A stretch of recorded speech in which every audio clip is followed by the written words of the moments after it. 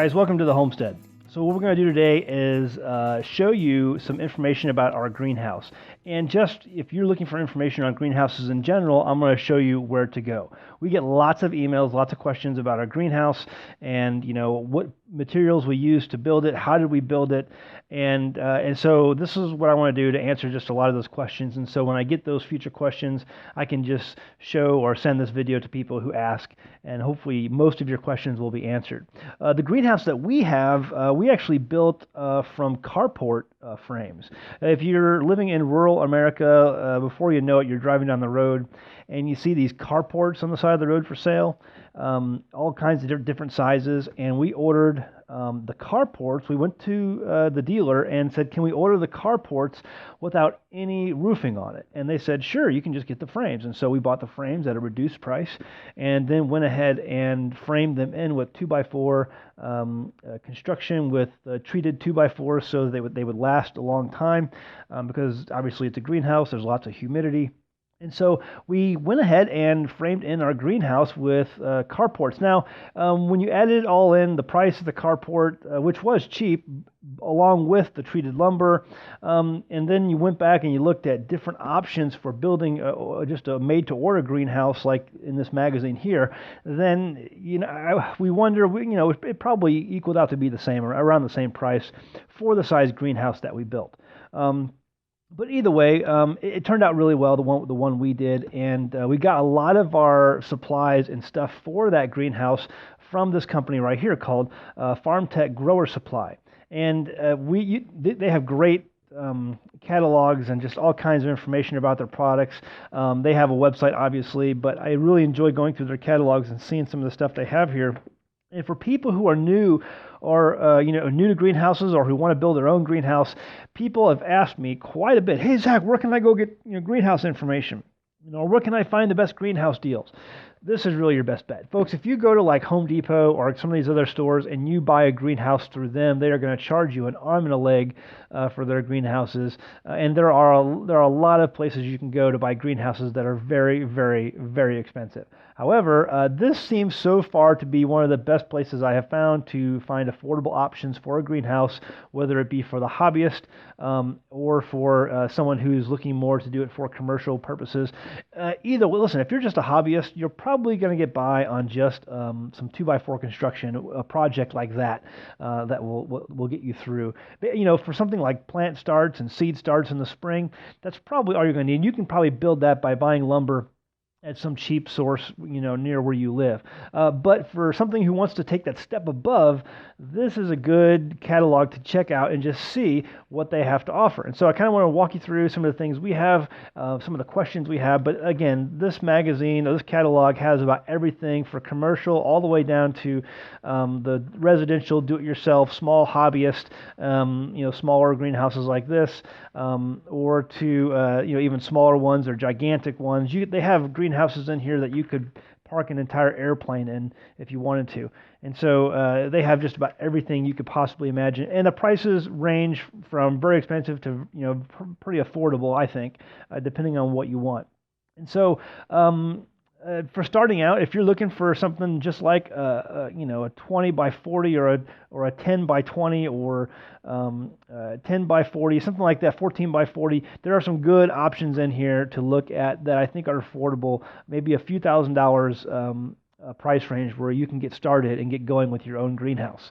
So this is the magazine I would recommend. You can go to, if you just go look Grower Supply up online, I believe they have, growersupply.com is the address you want to go to. You can probably order one of these catalogs and they'll send it to you right in the mail. And they have different options and different deals throughout the year that you can take advantage of. So you can wait till one of those deals come up and then try to jump on it if you want to. So anyway, it's got lots of different things, seed trays, everything for your greenhouse you could possibly imagine, pump systems, shade cloths, everything, all kinds of different types of plastics, electricity options, fences, and again, pumps, all kinds of stuff here. All the tubing and things that you might need, irrigation, everything you would need for a greenhouse, it's in here. They have every single thing you could possibly think of. A couple of the things people have asked us before on are the plastic. They say, hey, Zach, I see you have plastic on your greenhouse. What are you using for your plastic? I have seen a lot of people go and start their greenhouses and they just buy the Visqueen or cheap plastic from the big box stores, Home Depot or Lowe's, and within a year, their plastic is brittle, it's peeling, it's cracking, and if you let it go, you're just going to have a giant plastic mess that's going to be almost impossible to clean up. And so do not buy plastic unless it's greenhouse plastic. If you're going to use plastic for a greenhouse, you've got to use greenhouse plastic. And what we use, if you turn to the back here, they have most of the plastics in the back. Here, it's basically a company called Sunmaster that they offer through this catalog. And we ordered the 4-year, 6 mil, 4-year UV protector plastic, and it's doing really well out there. You look at our plastic out there on the greenhouse, and it looks great. There's very few holes. Mostly the holes that are in there are the holes that we have done on accident, or there was a puncture wound here or there because of something we did while we were trying to put it up, or we were working on the greenhouse. But there's hardly any punctures anywhere. And there was one place where it was completely our fault. We were putting it up when we first put it up, and there was a small slit in the plastic where there was a knife that went through it because we were cutting the plastic. And something that was really cool about this, I thought that plastic, that rip was just going to get bigger and bigger over time, and it never did. We taped it up, and it's been completely fine. The rip did not get bigger, and so this plastic is very durable. If it does get a cut in it, it's not gonna, like some plastics, the cut will just continue on. It's not like that at all. It's very durable. It's not prone to cutting. You have to actually work to destroy this plastic. I've been very impressed with it so far. And so the company is called Sunmaster, and most of their products are offered for plastics in this catalog, Sunmaster Films, and they basically make any plastic to order. So you can just tell them the size of your greenhouse, make the correct measurements, and they'll cut their plastic to fit your greenhouse, no matter what size it is. So you can have a custom greenhouse, and they'll cut it the size for you. So again, what we're using is the 6 mil 4-year covering, and it contains UV protectors.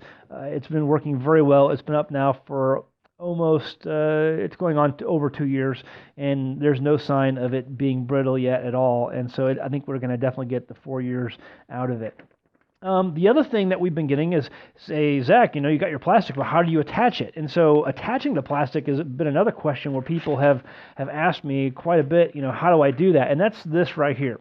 It's the Greenhouse Fastening Tools section inside this magazine, inside the catalog.